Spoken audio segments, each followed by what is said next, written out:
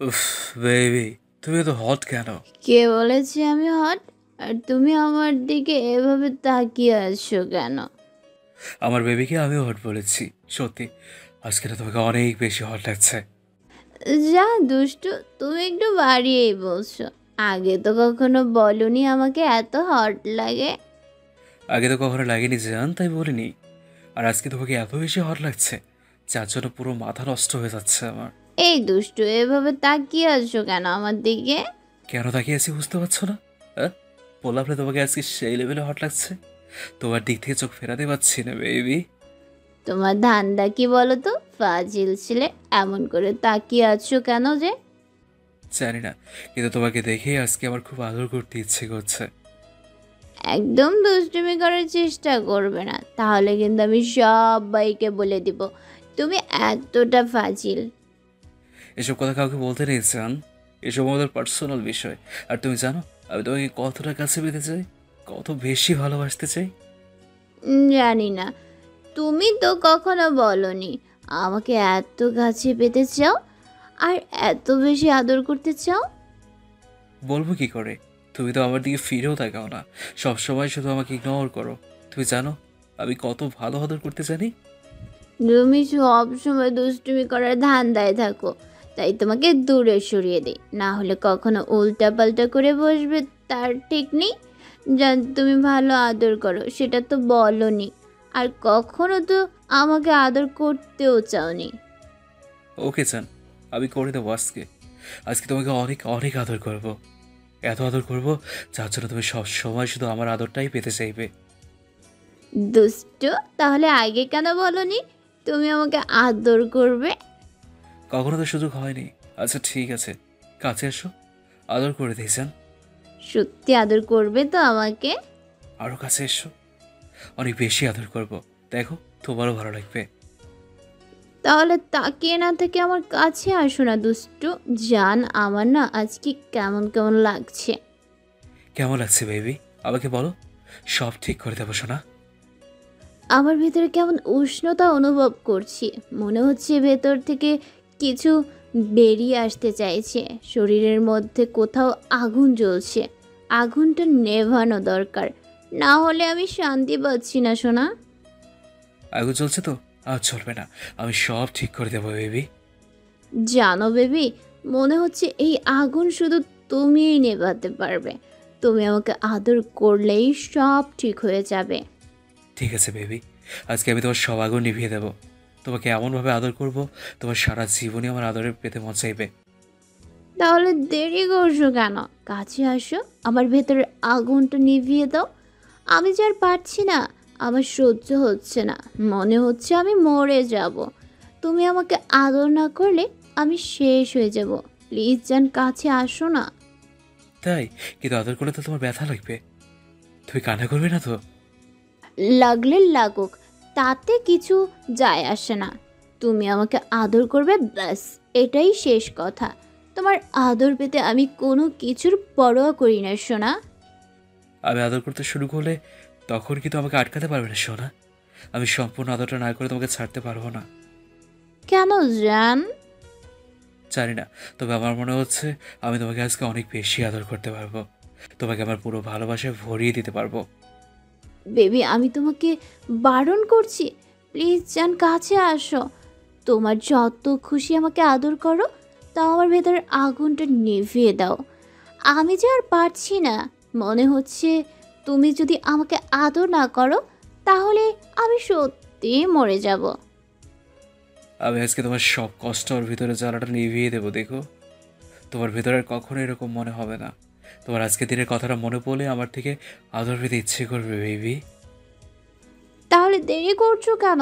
আসো, আমাকে আদর করে দাও, আমার জীবনের সর্বোচ্চ সুখটা দাও জান। ঈশান ঈশিকার দিকে এগিয়ে গেল। দুজন দুজনার চোখের দিকে কিছুক্ষণ মাতাল করা চাহনিতে তাকিয়ে রইল। এবার ঈশিকা ঈশানের শার্টের কলার ধরে নিজের দিকে টেনে নিল। ঈশান বুঝতে পারছে ঈশিকার শরীর থেকে কেমন যেন একটা মাতাল করা স্মেল আসছে। বারবার মনে হচ্ছে ঈশান আজকে ঈশিকাতেই পুরো মাতাল হয়ে যাবে। ঈশিকার গোলাপি ঠোঁট জোড়া ঈশানকে বারবার কাছে টানছে। তাই দেরি না করে ঈশান ঈশিকার ঠোঁটের সাথে ঠোঁট জোড়া মিলিয়ে দেয়।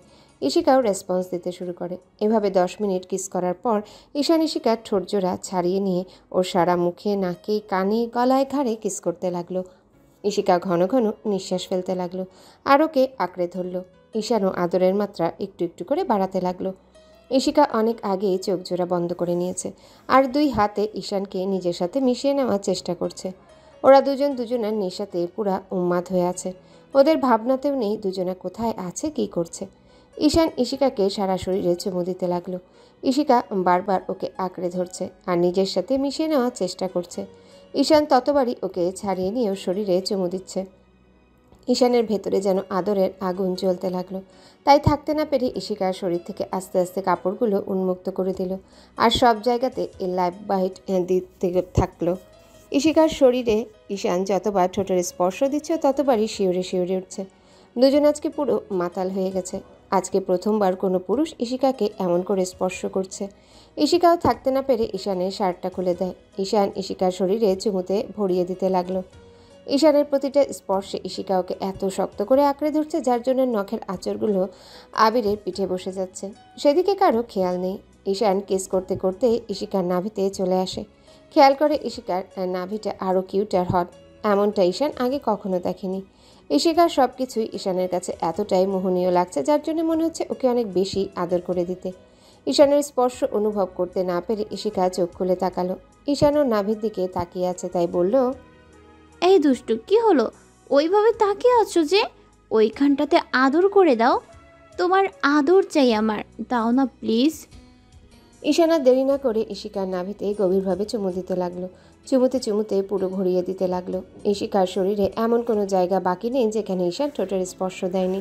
ঈশানের স্পর্শে ইশিকা আর থাকতে না পেরে ওকে নিজের কাছে টেনে নেয় আর ভালোবাসায় ভরিয়ে দিতে বলে। ঈশান ওদের শরীরে একটা চাদর টেনে দিয়ে ইশিকাকে নিজের সর্বোচ্চ দিয়ে ভালোবাসায় ভরিয়ে দিতে শুরু করে।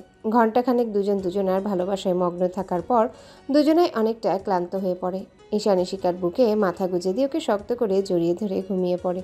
ইশিকা ওকে বুকের সাথে শক্ত করে চেপে ধরে ঘুমিয়ে পড়ে। পরদিন সকালে ইশিকার ঘুম ভাঙতেও যেন আকাশ থেকে পড়ে। খেয়াল করে ঈশানকে ওকে খুব শক্ত করে জড়িয়ে ধরে রেখেছে আর নিজেও ঈশানের সাথে লেপ্টে আছে। এমন কিছু দেখে ইশিকা অনেক বেশি অবাক হয়ে যায়। ইশিকার মাথাটা পুরো গরম হয়ে যায়। তারপর ঈশানকে ছাড়িয়ে নেওয়ার চেষ্টা করলে ঈশানের ঘুমটা ভেঙে যায়। ঈশান নিজেকে ইশিকার বুকে আবিষ্কার করে তারপরে তাড়াহুড়ো করে উঠে বসে। এবার ইশিকা কান্না ভেজা কণ্ঠে বলতে শুরু করে, কি হলো তোমার? কি হয়েছে তাই না? কুত্তা হারামি, তুই এখানে কেন? শেষ পর্যন্ত তুই আমার সাথে এত বড় সর্বনাশ করলি। কি হয়েছে? তুমি এভাবে কথা বলছো কেন? এখন কিছুই বুঝতে পারছিস না? সারা রাত আমার সাথে উল্টাপাল্টা কাজ করে এখন বলছিস কি হয়েছে? আরে বাবা, কি হয়েছে সেটা তো বলবে। এভাবে কান্নাকাটি না করে আমাকে বলো কি হয়েছে। আর তোমার এই অবস্থা কেন? আর আমি এখানেই বা কেন? এখন নাটক করা হচ্ছে। শেষ পর্যন্ত তুই আমার সাথে এরকম একটা কাজ করতে পারলি? তুই নাকি আমার বেস্ট ফ্রেন্ড, আমাকে এমন করে হ্যারাসমেন্ট করতে পারলি তুই? আরে বাবা, কি হয়েছে সেটা তো বলবে নাকি? তা না করে এভাবে কান্নাকাটি করছিস। আমাকে বল কি হয়েছে। তাছাড়া তুই এখানে কেন? আর তোর শরীরে এই অবস্থা কেন? শিকার এরকম কথাতে এবার ঈশান ওর শরীরের দিকে দেখলো। পুরো শরীরটা কেমন লাল হয়ে আছে, তার উপর এমন কোনো জায়গা নেই যে কামড়ের দাগ নেই। যেটা দেখে ঈশানের বুঝতে বাকি রইল না কাল রাতে ওদের মাঝে কী হয়েছে। ঈশান কথা বলছে না তাই ইশিকা আরও জোরে জোরে কান্না করে দিল। সাথে সাথে ঈশান ওর মুখের পাশে হাত রাখতে ইশিকা সরিয়ে দিয়ে বলতে লাগলো, একদম স্পর্শ করবি না আমাকে। শেষ পর্যন্ত তুই কি না আমার সাথে এরকম একটা বাজে কাজ করতে পারলি? আমার ভাবতেই ঘৃণা লাগছে। তুই কি না আমার বেস্ট ফ্রেন্ড ছিলি, শেষ পর্যন্ত বেস্ট ফ্রেন্ডের এত বড় সর্বনাশ করলি। ছি। আরে বাবা, কি হয়েছে সেটা তো বলবি। সেটা না বলে তুই এভাবে কান্নাকাটি করলে কি সমস্যার সমাধান হবে? কি করেছি আমি যার জন্য তুই এভাবে কান্নাকাটি করছিস? আমাকে বল, তোর শরীরে এই অবস্থা হলো কি করে? ঈশানের মুখ থেকে এরকম কথা শুনে ইশিকা রাগটাকে কন্ট্রোল করতে পারল না। সজোরে কষে ঈশানের গালে 2টা থাপ্পড় বসিয়ে দিল। ঈশান অবাক হয়ে ওর দিকে তাকিয়ে রইল আর ইশিকা বলতে আরম্ভ করলো, সারা রাত ধরে আমাকে ভোগ করে এখন বলা হচ্ছে কি হয়েছে? আর আমি কান্না করছি কেন? আমার শরীরের এই অবস্থা দেখেও কি তুই বুঝতে পারছিস না? এখন ন্যাকা সাজার চেষ্টা করছিস। ছি, তুই এইসব আমার সাথে করতে পারলি কি করে? শেষ পর্যন্ত চাহিদা মেটাতে আমাকে নিয়ে এই নোংরা কাজটা তুই করতে পারলি?